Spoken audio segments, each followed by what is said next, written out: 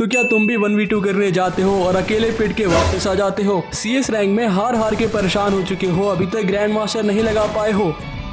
तो शायद तुम्हारी किस्मत अच्छी है, तुम एकदम सही वीडियो पे आए हो। तुम्हें आज देखने को मिलेंगे रशर कॉम्बिनेशन, जिसका यूज करते हुए मैंने इजीली इस सीजन ग्रैंड मास्टर लगा लिया एंड उसको लेके मैं पुश करता हूँ अपनी स्ट्रीक जो कि 150 तक अभी बन चुकी है। एंड इतना ही नहीं, हमने बहुत बार स्ट्रीक बनाई है 150 से भी ज्यादा, जैसे कि तुम यहाँ देख सकते हो 374 की भी स्ट्रीक हमने बनाई है इस कॉम्बिनेशन से। ये टॉप 3 कॉम्बिनेशन अगर तुम यूज करते हो तो कोई भी मैच नहीं हारने वाले हो। अब ये मैं इसलिए कह रहा हूँ क्योंकि हमारे टीममेट सारे यही कॉम्बिनेशन यूज करते हैं, जिससे उनकी स्ट्रीक हमेशा हाई रहती है और हम एक भी मैच नहीं हारते हैं। पूरे सीजन हम एस करते हैं एंड ग्रैंड मास्टर पे रहते हैं। लेकिन उससे पहले पहली बार आ रहे हो चैनल पे तो सब्सक्राइब करो, क्योंकि ऐसे कॉम्बिनेशन बहुत कम देखने को मिलेंगे, वो भी रेयर स्ट्रीक के साथ।